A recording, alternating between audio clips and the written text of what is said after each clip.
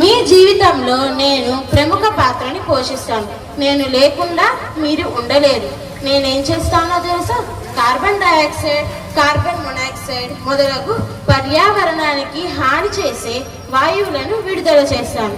మీరు ఎలాగూ carbon dioxide పీల్చుకునే చెట్లను నరికివేస్తున్నారు. తద్వారా భూమి మీద కార్బన్ డయాక్సైడ్ ఎక్కువయ్యి భూమిని వేడెక్కించే ప్రక్రియ గ్లోబల్ వార్మింగ్కు దారితీస్తాను. నా వలన మీరు తాగే నీరు, పీల్చే గాలి కలుషితమవుతాయి. నా నుంచి వచ్చే శబ్దాల వలన శబ్ద కాలుష్యం కూడా జరుగుతుంది. కనుక నా వాడకాన్ని తగ్గించండి. మీ భవిష్యత్తు తరాలకి సహజ వనరులను అందించండి. హాయ్ ఫ్రెండ్స్, నేను ఫ్యాక్టరీని. నా వలన మీకు ఎంతో ఉపయోగకరమైన ఉత్పాదకాలు వచ్చినప్పటికీ నా నుండి వెలువడే హానికరమైన వాయువులు గాలిలో కలవడం వలన వాయు కాలుష్యం జరుగుతుంది. దీని ద్వారా మీకు, జంతువులకు, వృక్షాలకు, సమస్త జీవరాశులకు ఊపిరాడని పరిస్థితి వస్తుంది. అంతేకాదు, నా నుండి వెలువడే హానికరమైన పదార్థాలను మీరు పీల్చడం వలన మీ ఊపిరితిత్తుల క్యాన్సర్ మరియు మొదలగు వ్యాధులు వచ్చే అవకాశం ఉంది. అంతేకాదు, నా నుండి వెలువడే హానికర పదార్థాలను నీటిలో కలపడం వలన జల కాలుష్యం జరుగుతుంది. దీని ద్వారా మీరే కాక నీటిలోని జీవరాశులు కూడా చనిపోయే అవకాశం ఉంది. జీవావరణ అసమతుల్యం ఏర్పడే అవకాశం ఉంది. అంత నష్టం కలిగిస్తాను.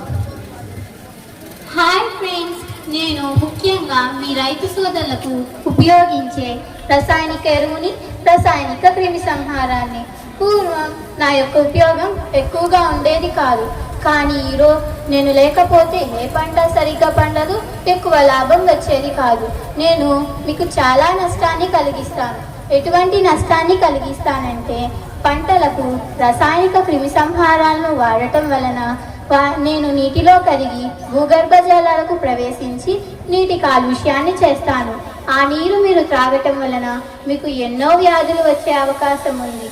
ఇంకా ఆ రసాయనిక క్రిమి సంహారాలు పంటలకు ఉపయోగించడం వలన ఆ రసాయనిక ఎరువుల ప్రభావం ఎలా ఉందంటే, వాటిని చిన్న చిన్న కీటకాలు తినడం, వాటిని పక్షులు తినడం, ఆ పక్షి పెట్టే గుడ్డు పెంకు పలచగా మారి పెట్టిన వెంటనే పగిలిపోతాయి.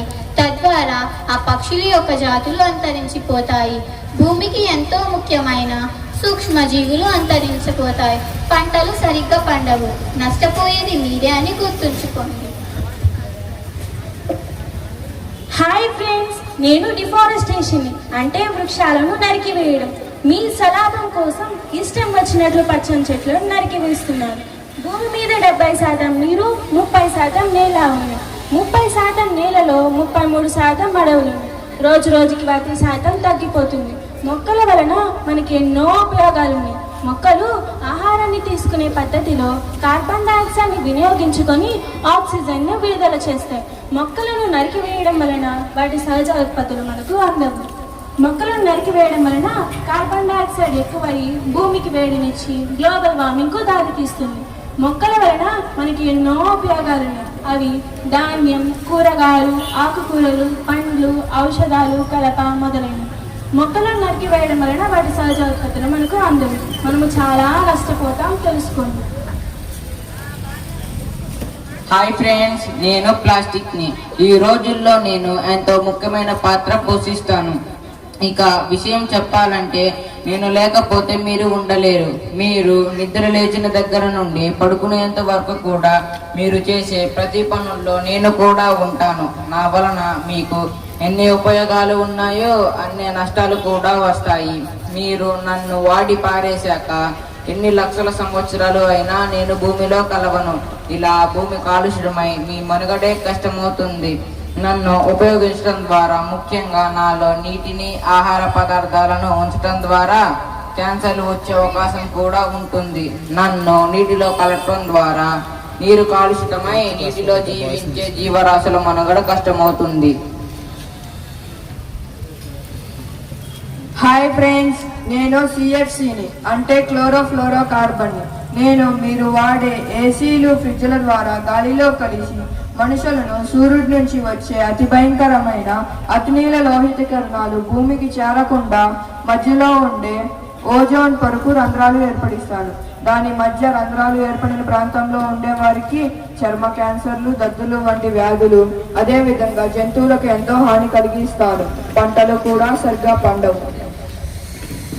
చూశారు కదా, ఇప్పుడు చెప్పుకున్న కారకాలైన వాహనాలు, ఫ్యాక్టరీలు, ప్లాస్టిక్, రసాయనిక క్రిమి సంహారాలు, ఎరువులు, డిఫారెస్టేషన్ మొదలగునవి మన పర్యావరణానికి ఎంతో హాని కలిగిస్తాయి. ముఖ్యంగా వీటి వలన మన భూమి వేడెక్కడం, అనగా భూమి మీద కార్బన్ డైఆక్సైడ్ ఎక్కువ అవ్వడం వలన భూమి వేడెక్కి ధృవాల వద్ద ఉన్న మంచు కరిగి నీరుగా మారి సముద్రంలో కలుస్తాయి.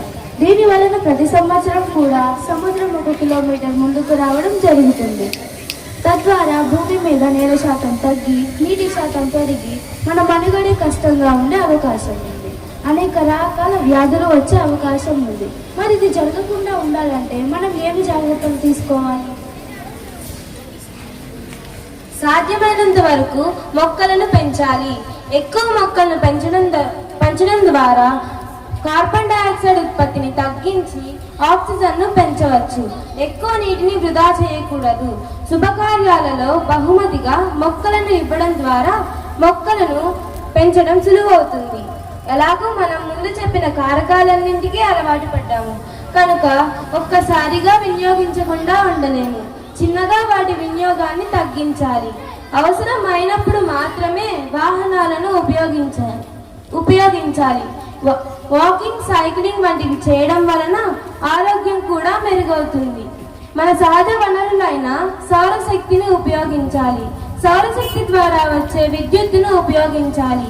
ఫ్యాక్టరీల నుండి వెలువడే విషపూరితమైన వాయువుల వలన కాలుష్యం ఏర్పడి వర్షం ద్వారా లేదా నేరుగా నీటి వనరుల్లో చేరినప్పుడు తీవ్రమైన పర్యావరణ మరియు ఆరోగ్య సమస్యలు తలెత్తుతాయి.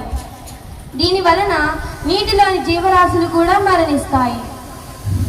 ఇంట్లో వ్యర్థాలతో సేంద్రియ ఎరువులను తయారు చేసి సేంద్రియ వ్యవసాయాన్ని చేయాలి. ఎలాంటి రసాయనిక ఎరువులను వాడకూడదు. దీనితో భూ కాలుష్యాన్ని నివారించి భూసారాన్ని పెంచవచ్చు మరియు ఎలాంటి ఆరోగ్య సమస్యలు రాకుండా ఉంటాయి. పర్యావరణాన్ని కాపాడుదాం. మనకు, మన భవిష్యత్తు తరాలకు స్వచ్ఛమైన గాలి, నీరు, భూమిని అందిద్దాం.